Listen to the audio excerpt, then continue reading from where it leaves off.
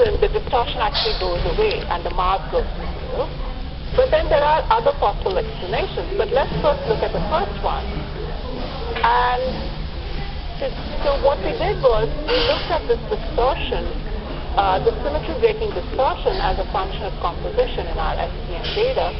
And here's a plot of the distortion magnitude as a function of spin composition. And you see clearly there's not much change. Okay?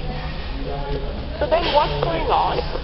Well, we did some X-ray studies and we realized that this distortion doesn't extend to the box. So it's a surface distortion.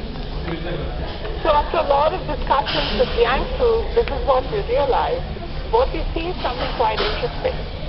So as we know, as we go from the topological to the trivial phase, the gap actually goes to zero and then gets bigger.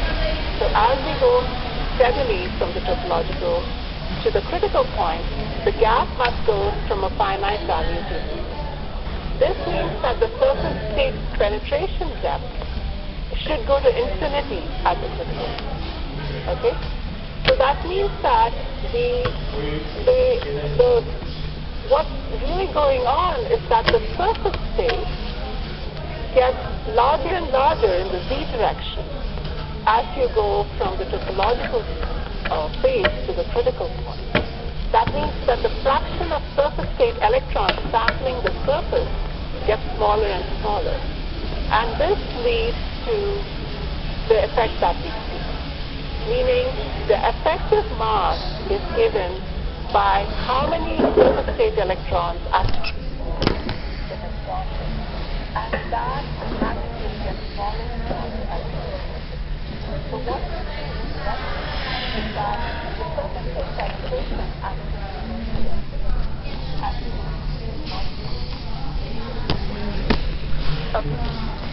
So now that we've looked at the composition dependence, we're ready to look at the effects of strain. Strain is very interesting in condensed matter systems. As you know, we have a lot of different effects of strain. One of my favorite examples is strontium glutamate, where you can actually increase PC by a factor of 1.4 by straining the sample.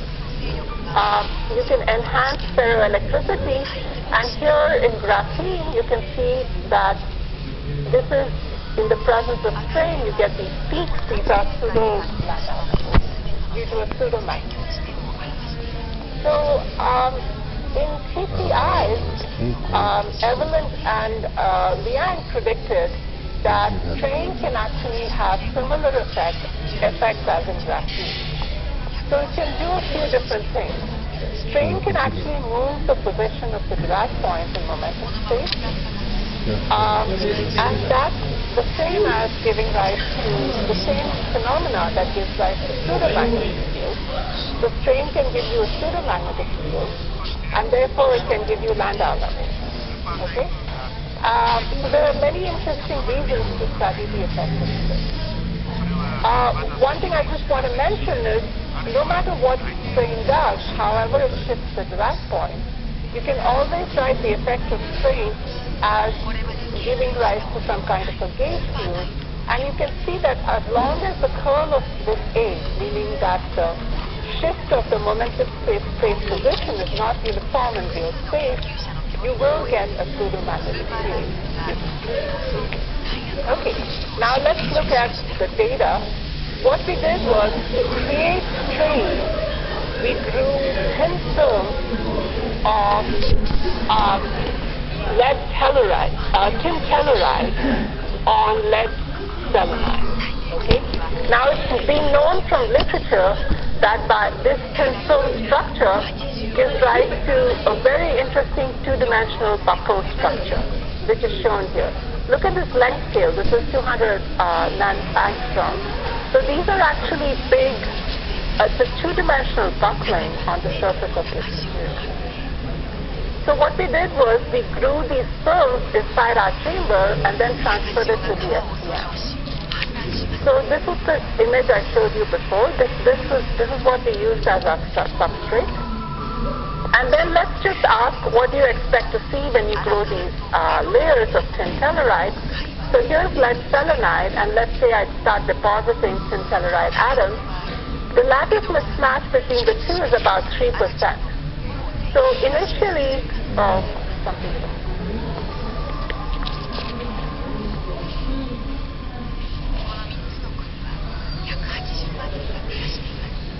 So initially when you deposit the atoms, the first layer of atoms will conform beautifully and it will be highly strained. But as you grow more and more layers, you'll get more and more dislocations built into the system. And these dislocations relieve the strain, okay? Until you get to a very thick layer where you have enough of a dislocation density that the DC strain is completely relieved, and all you're left with is AC strain. So here's less than a monolayer of tin telluride. You can see there are no dislocations here. This is a very strange system. And then as you grow thicker layers, you get these lines of dislocations. This is how the system relieves strain. And then with more and more thickness, the network of dislocations gets more and more dense. And finally, at 40 monolayers, you get this structure where DC strain has been released, but then you have a buckled structure which encodes AC strain. And the AC strain is really interesting for two reasons.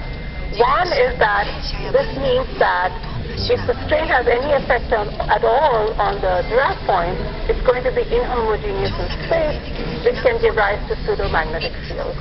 And the second thing is, we can actually compare the different regions and actually in situ see the effects of compressive, tensile, or uniaxial strain on the Dirac point. So this is what the surface looks like. If you zoom in, you'll see that each of these regions is very well, it has a good lattice, so these are good systems. And now, let's see. The first thing we need to do is determine strain. So to do this, we go to each point in our topography and ask the question, how much is the atom, how far is the atom from what should be its ideal position? Once you know that, you know strain. Okay? So we use an algorithm called the Lawlor-Fujita algorithm to detect this. And now let's apply the algorithm to this topography, and this is the strain map. So the strain is rather large. It's -2% in the blue region and +3% in the red region. Now we're going to use QPI, another technique to look at dispersion, to look at the effects of the strain on the Dirac electron. Okay? So the way QPI works is you have an incoming wave of electrons or quasiparticles. They scatter off some scattering center, and in regions where they overlap with each other, they cause an interference pattern. The wavelength of the interference pattern gives you direct information on the momentum of the quasiparticles, and the energy is set by the STM voltage. So we know the momentum and we know the energy, and therefore we know the dispersion. Okay, so now let's use that to look at the GIDV map on this and look at the quasi-particle interference. And to do that, we're going to take a Fourier transform, 1 minute left, of this entire region. So let me just do that. That's going to be tough. Can I have 5 more minutes? Okay, thank you. Okay, so we're going to take a Fourier transform of the GIDV maps as a function of energy, and then we're going to ask the question, what is the effect of strain on the Dirac electron? So let me do that. This is a Fourier transform of the GIDV map. This is an autocorrelation of the Fermi surface. And basically, if you compare these two, you can see that we can capture many of the features of the autocorrelation of the Fermi surface in our Fourier transform. So I'm going to use this Fourier transform to characterize what happens to the electrons in momentum space as a function of energy. Okay?